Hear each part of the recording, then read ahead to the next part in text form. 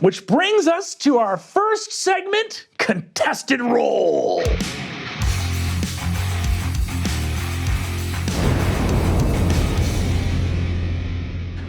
Welcome to Contested Role. This is the segment of the show where we get into the nitty-gritty of the discourse, tearing the TTRPG community apart. That's right, the takes are hot, the arguments are divisive, and the clips are viral. They are social viral. Click and like and comment. Click it. Disagree, say so in the comments. Drive up the engagement. For this contested role, we have picked a topic. Whichever side of the debate you pick, I am honor bound to argue the opposing point of view, which I will do vociferously in opposition to whichever you pick. And today we'll be talking about in-game romance. That's right. PC on PC, NPC on NPC, NPC on PC, smooching, canoodling, kissing, and let's be clear, fucking. This is a debate about the proper place of romance and sexuality and the endeavors thereupon that occur in games. I need to know, and the audience needs to know, where you stand. Yay or nay? I'm gonna pick right now. Okay. I think that, of course, there should be romance in gameplay. God damn it. Because what would, or wait, which is better? They're both good. I argue whichever one you don't pick. That's what's so fun.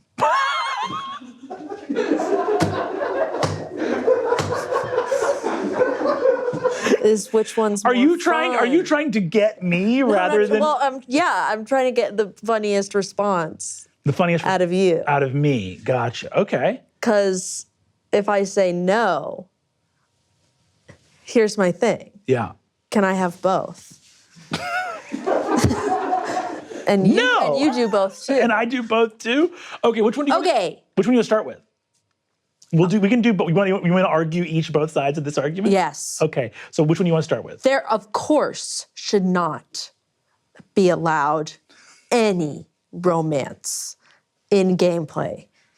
Because then, what would the gay children map their desires onto in their Tumblr posts? Saying that platonic relationships are in fact romantic and sexual. What will Tumblr do? What will Tumblr do? If we do not provide simply a blank base for them to put anything sexy onto. So wait a minute, is this a, hold on. Because I thought I was gonna have something more straightforward and instead my darling wife has steered us into an open minefield. Do you feel— Is that bad? It's wonderful, that's your argument. It's a stunning argument. So your argument, if I can understand it, is this. Romance should not occur in gameplay. Yeah. Because to have canon romance limits the ability for fans of the show— This is all what I said. limits the ability for fans of the show to comment. Yeah. Do you worry that that argument could sort of be applied ad infinitum in all directions? Like, wouldn't that also be true about like personal conflict or like thematic conflict? Of course. So in some ways you're saying events should not occur in the game. Correct. Such that fans of the show have a freer palette. Yeah. Great. So the ideal episode of Dimension 20 is 6 comedians and me seated at a table with sort of pantyhose over our head to mask all facial expression. Too sexy. And this is what I'm saying. It's too sexy. Okay, no. So, But also, that's why I think we should. wow. Oh, are you changing your opinion right now? Keep me on my toes. Okay, great. Make your new argument. Also, yes. I've lost the thread here. It's so funny for you to look up at me and be like, I've lost. Like, to look me dead in the eye and be like, instead of what you said, husband, all this. And I go, great. And then you go, what has happened? Else? What else? What else? What else? Okay, do you want me to make an argument? I can make an argument from the heart about what I really think. If I would you love want to hear that. debate that. So you picking that you think it's bad is actually the opinion I disagree with. I think romance at the table is... And I know. And you know. Of course. Of course. Because it's storytelling. We're theater kids. We're theater kids, man. We're not gonna come together in love. Come together in love. Exactly. Spell it how you want. Exactly. The important thing, I think, is that there are depictions of so many facets of the human experience in tabletop. Conflict, struggle, crisis, catharsis, wrestling with inner demons, wrestling with literal demons.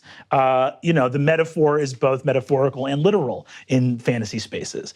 And I think that there's a element of in-game romance that has to be handled carefully and respectfully, and people should be participating in that with full conscientiousness. But I do think it's very interesting how glibly people engage in horrendous violence with often very few safety tools or discussions, and that even something as simple as like a character catching feelings or falling in love or having a crush prove a lot more emotionally charged for people, when I feel like that is a section of life that is much more joyful. Well, maybe because it's more real. Yeah.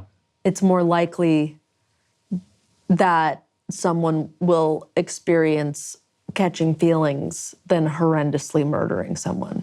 We can only hope. Well, that's what I'm saying too. I think there is a degree of that is... So people feel it's like, okay, yeah, we can kill and maim. I think that's true, but I also think that that's indicative of a level of, talking about Escape from the Bloodkeep earlier, that was literally part of the comedy of Escape from the Bloodkeep, was that you had demon princes and undead lords and monsters and things like that who were extremely glib about conquering lands under eternal shadow, but were like, that person's gaslighting, and like that's not allowed.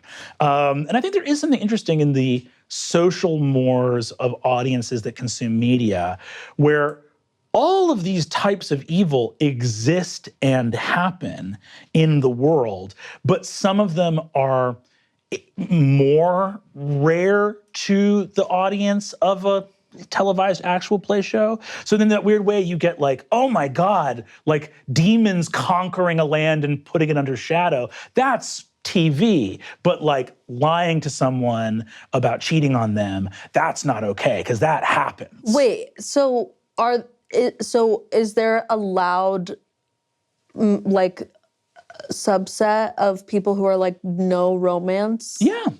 There are people, or rather, it's not a loud subset saying, don't do that at your table. But I think there are a lot of people for whom that is a line or veil for them, like the depiction, like they are not interested in pursuing romantic storylines for their characters at the table because it feels very charged and vulnerable, right? There feels like and there are parts of it I understand.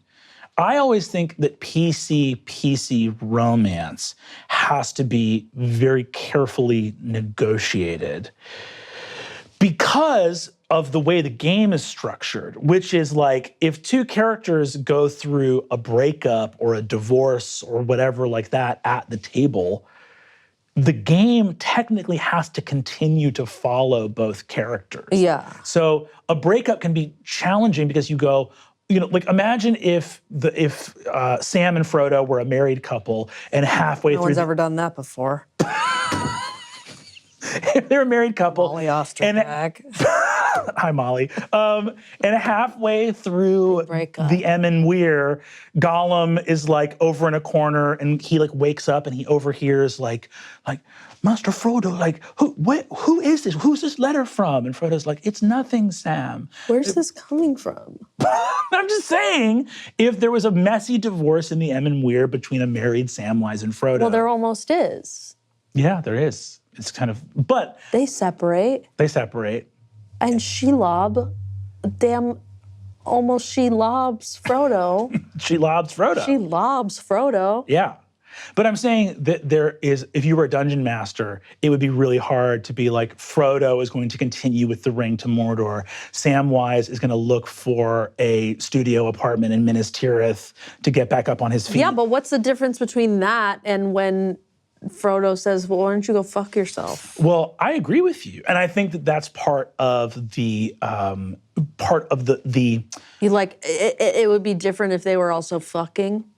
Basically. And I think there's a lot of people that feel that way, that feel like interpersonal conflict is too charged when characters have experienced romantic feelings for each other. Damn. I don't agree with that. But I also think that it's part of the, how do you put it? There's like if you're just comrades, you're boon companions on a quest together, then the feelings can be profound, but never have to be like, for lack of a better word, intimately depicted. Mm-hmm. It's like, you and I are brothers, you and I love each other as you and I alone can do, as questing questers. And it's said and implied and inferred to be true, and we never have to see like how much that means or if that actually would like tear them apart. As someone who was hooking up with multiple people on her improv team that in 2015 won the National College Improv Tournament. You heard it here first. I think it went pretty well. What were we talking about? Just a quick detour to let our fans know that you fucked people on your improv team. And it all turned out okay. It was great. I love it. Inter-party relationships. That is a very funny thing. Lead to success. Coming from the theater party angle, I don't know if you've experienced this in your life, the degree of hangups people have around previous relationships and those feelings have always been really astounding to me. Coming up in a theatrical community where it's like, oh, you will watch every person you've dated date all your other best friends, yes, while they and your best friends remain your best friends. You will find this emotional maturity as a fucking 16-year-old, and you will find it right now. I think in some ways that's positive. It sucked at the time. It was not fun to find that level of emotional lucidity as a hormonal teenager, but you get there. You get there. You get there, folks. And that's Contested Role.